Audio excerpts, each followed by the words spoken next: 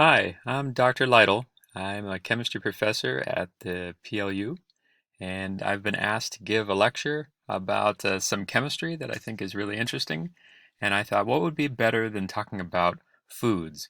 I see a lot of my students drinking energy drinks, and it brought some questions to my mind about what's exactly in those. And also, I wondered how safe they are to consume. Are some more potent than others? How well do they work at giving you so-called energy? And how does that compare to something like coffee? I mean, I see these in all these stores. I see 50 different brands of energy drinks.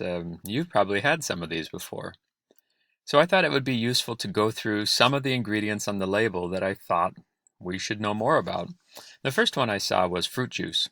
Um, Ordinary fruit juice doesn't seem like it could be bad at all. In fact, as I looked at this, I realized that, if I just looked at regular fruit juice, it claimed things like there was no added sugar. And I thought, wow, I know that there's sugar in fruit juice. In fact, there's a lot of sugar in fruit juice. So just assuming that something is fruit juice doesn't necessarily mean that it is supremely healthy for you. In fact, just having a piece of fruit might be a better choice. But getting into sugar then, things like the sugar and glucose syrup that they have here on the back, technically, that's where all of the energy in the energy drink comes from. There is no magic woo source of energy in any of the things that are in there. The sugar that's in there is where you would derive actual energy from. And there's not just a little bit of sugar, there's a lot. I'm comparing here two different beverages, Monster Energy on the left and a Coke on the right. And if you'll notice that there are two servings of 8 fluid ounces in a Monster Energy drink can. And so you're looking at, looks like 54 grams total of added sugar. And compare that to 8 fluid ounces. Yeah, so it's about the same amount of sugar in a Coke as it is in a Monster. Now, each one of those grams of sugar corresponds to 4 calories of energy. And I want to talk a little bit about where some of those calories are coming from. Um, you probably have heard the word glucose before. This is actually the type of sugar that is coursing through your veins right now as you perhaps are even drinking an energy drink and listening to this lecture. This is blood sugar, which is a different type of sugar than this five-sided chemical ring that's known as fructose. Fructose is even sweeter than than sucrose, and we're about to see that, but it's found in lots of plants. Apples, tomatoes, blueberries, pretty much any type of sweet-tasting fruit and vegetable that you like contains fructose, even honey. When these two, glucose and fructose, are uh, legally wed, these molecules do keep their shape. They have a six-membered ring and a five-membered ring, and we know this as sucrose. There's all sorts of information about, things like high fructose corn syrup, and I'm not going to go into that for this talk, but I wanted to focus on some things that I do know for sure. It is a fact. There is a scientific consensus that eating more calories than your body burns will increase your weight. Unfortunately, that's the way that that works. So, in one can of Monster Energy drink, if it has 54 grams of sugar, that is the equivalent of 13 and a half packets of table sugar that you might pick up at a restaurant. It's also the equivalent of more than 5 Krispy Kreme original glazed donuts. Incredible amount of sugar just in one can of this stuff. And I got thinking about it. I was like, what if you had a can of this stuff every day?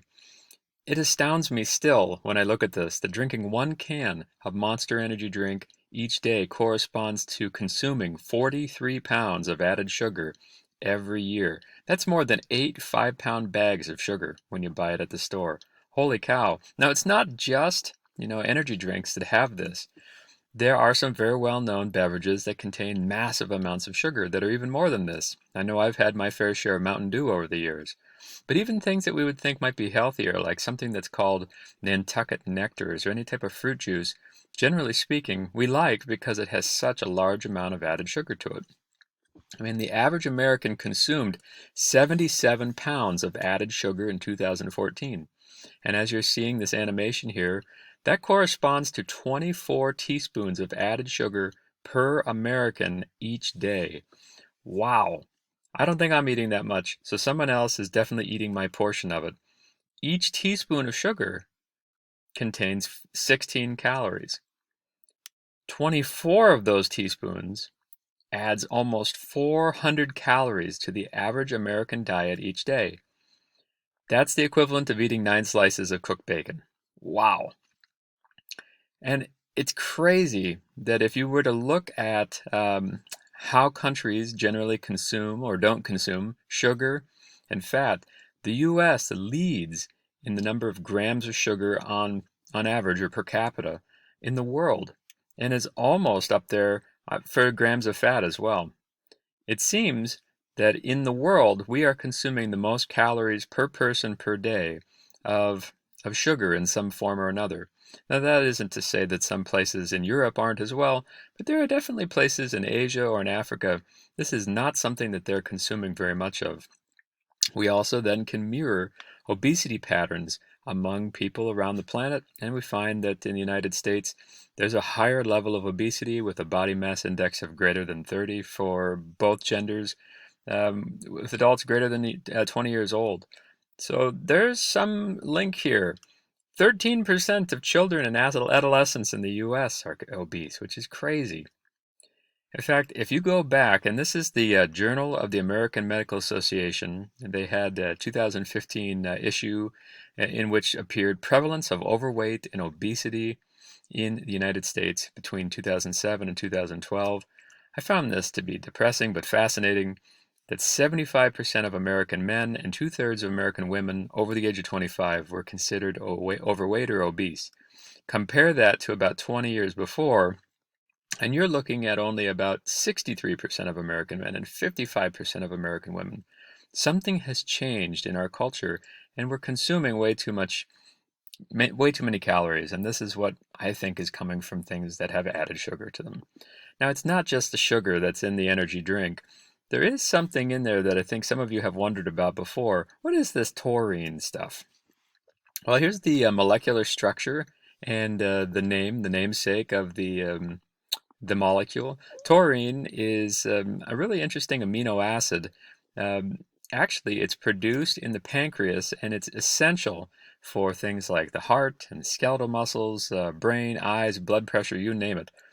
And what it really does is, if you consume some fats, that would just otherwise just run right through you because oil and water are not going to mix well together, kind of like a bottle of salad dressing. But your pancreas is producing bile that contains taurine, and the taurine helps to mix the fat with the water that's part of our bodies so that the two are miscible or mixed together uniformly. Now, we can eat a lot of this stuff. Apparently, it's safe to eat 3,000 milligrams of this per day. We don't know much more about like long-term effects because no one has really ever made a product that is containing intentionally large amounts of taurine. But it does show up in a lot of foods. For example, a cup of milk contains 400 milligrams of taurine. An egg, 350. You can get a small piece of cheese, has 1,000 milligrams of taurine in it. Whereas Red Bull and Monster can have, that much, and you might be consuming thousands of milligrams of this stuff every day, and you just aren't aware of it. Is it good? Is it bad? Well, a study was done in 2015 in this journal, and it was titled Caffeine and Taurine Containing Energy Drink Increases Left Ventricular Contractility in Healthy Volunteers. Basically, makes their heart beat harder. So here's the important part. The energy drink consumption led to a significant increase in peak systolic strain and peak systolic strain rate 1 hour after consumption, which was not observed in the caffeine-only group. The consumption of a caffeine and taurine containing energy drink results in a subtle but significant increase of myocardial contractility 1 hour after consumption. Makes your heart beat harder. There is some controversy with this. Of course, these companies that make these products aren't in the business of telling you that they might possibly affect your health. And so the Monster, for example, has said no evidence exists that increased contractility causes arrhythmia. Physicians at the University of Texas Medical School in Houston wrote an article called Cardiovascular Complications of Energy Drinks that was published in 2015 in the journal Beverages. And they found the following factors associated with energy drink consumption. They found blood pressure goes up, your heart rate increases. You can even see different timing of the electrical signals that are telling the different parts of your heart to beat in a certain rhythm. If you get out of rhythm, they noticed trends that would cause arrhythmia or did cause arrhythmia. Possibly even coronary artery spasms with large enough doses. In the worst case scenario, even to the point of death, where your heart can literally start to tear itself apart. So these have been seen before. Um, that's taurine, and the rest of the story is kind of more on the woo side of the spectrum. You've heard of ginseng. Well, ginseng to me looks like this leafy plant, almost a little bit like ginger, and I wanted to know a little bit more about it. So I found an article in the Journal of the American Pharmacists Association from 2008, Safety Issues Associated with Commercially Available Energy Drinks. It's advertised to, and maybe you've heard some of these things before, stimulate immune function, improve physical stamina, things like just make you feel better, give you resistance to environmental stress, whatever that is, and improve your cognitive function. Who wouldn't want these things? Unfortunately, there isn't any really solid evidence that says that this is actually doing any of those things. Even though these are small studies, 19 adults were given 200 milligrams a day for 8 weeks. There was no change in the metabolic responses, their perceived exertion. Among 38 adults who were given 2 grams a day, which is 10 times as much, no improvement in exercise performance or recovery. In fact, you may be interested to know that Monster contains about 400 milligrams per can of this stuff. I don't think it's good, I don't think it's bad, but India banned Monster in 2015 for combining ginseng with caffeine because they said, you don't know what this stuff does, and you don't know what it does in combination with caffeine, so we're not going to let you sell it. So India actually got a brand of, or a formulation of Monster that didn't have ginseng in it, if you can believe that. If anything makes you feel like an energy drink gives you energy, it is the caffeine. It itself is not giving you energy. Instead, this is the molecule for caffeine. We call it 1,3,5-trimethylxanthine, and it is the world's most widely consumed psychoactive drug. Some of you right now probably are caffeinated. Caffeine comes in all sorts of different beverages. Here's a list of just a few of the types of energy drinks out there that have crazy names like Spike Shooter and Cocaine, and I've heard of Jolt Cola. It's crazy. And if you look over onto the milligrams of caffeine that are there, kind of give you an idea. Rage Inferno has 375 milligrams. Red Bull, for example, has about, let's say, 100. And Monster's going to be higher than that, maybe 150 to 240 milligrams of this. In other beverages, it gets even higher in some cases. Like some of these cold brewed coffees that come in a 32-ounce container can have more than 2,000 milligrams. I don't think I'm going to be consuming Death Wish coffee anytime soon, but it's got about 660. Is this a good idea? Well, one of the products you saw on the previous page said that it was called liquid caffeine. It literally is liquid caffeine, and maybe not a good idea to be consuming because in the gallon jug that it comes in, it contains 64,000 milligrams of caffeine. Now, before you get excited about that, it says it's not suitable for minors or those sensitive to caffeine. I'd like to go another step further. This website, Caffeine Informer, labels this product as dangerous, and here's why.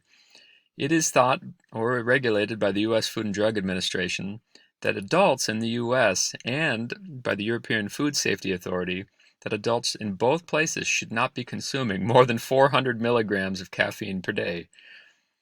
It goes further. Adults should avoid single doses greater than 200 milligrams. So when you were looking at things like liquid caffeine and Rage energy drink, consuming those things can be dangerous for you. Literally dangerous. You can overdose on this. I even read a story about people who accidentally overdosed on caffeine, and it took them about a month in a hospital for their metabolism and their internal organs to recover because it was wow, it was potent. For comparison, how much caffeine are we talking about in a regular cup of coffee? Brewed coffee, 8 ounces of it, you might get about 100 to 200. Decaf's got just a little bit of it, but none of the types of coffees that are in here are crazy strong. However, if caffeine is a drug, does that make Starbucks a drug dealer? That's a fair question because as you look at the sizes, the short, the tall, the grande, the venti, and you look at some of the milligrams of caffeine that are in these things, holy smokes, you're going to be shaken like a leaf in a windstorm. Now, there are other things in there as well. You probably are thinking, well, at least it's got my vitamins in it. I can get vitamin B from this. And B vitamin is actually the most widely used energy drink ingredient. I found this in this book called Are You a Monster or a Rock Star? Yeah, so kind of interesting to look at some of the science of it. B vitamins, in case you don't know, are found in lots of the foods that you're eating. Just some of the ones that I have in my house right now: squash, looks like avocado, peppers, sweet potatoes, some eggs, some cheese, carrots. But should you really be getting your daily dose of B vitamins from an energy drink that contains 27 grams of sugar per serving? Isn't it just better for us to have foods that are rich in vitamin B, but not to have it in a can that comes out smelling like some form of gasoline? Yeah, that's my personal thought. Then, the last ingredient that I want to talk about is guarana. Maybe you aren't familiar with this one. I hadn't. I had no idea what this was, but apparently it's just super caffeinated. The seeds that are in these guarana berries are some of the most caffeine-rich among all the plants in the natural world. Twice as much caffeine is in one of these as in a coffee bean. So I've reached kind of the point where I want to recap what we talked about. As far as I can tell, all of the so-called energy in energy drinks comes from sugar. And we probably should try to limit our intake of it because we're seeing an uptick in the cases of obesity and then diabetes, which I didn't talk about. In general, the more caffeine you ingest, the more alert you are. That's true. But if you're consuming more than 200 milligrams in one beverage or more than 400 milligrams per day, that's a risky behavior that we need to kind of be careful about because it can send you to the emergency room. Definitely, there are cases where people OD on this stuff. Another thought is, do you really need more taurine if you're already getting this in your diet as well as B vitamins? In fact, I'll take this one step further. I'll see students who are pounding down an energy drink in a class, maybe at 8 o'clock in the morning, and I'm wondering, do you really want your heart to be pounding harder while you're sitting here? Is that even a good idea? And there really isn't any evidence that ginseng or other additives really do anything at all. I can say the guarana just has more caffeine to it, but the ginseng, I'm not sold.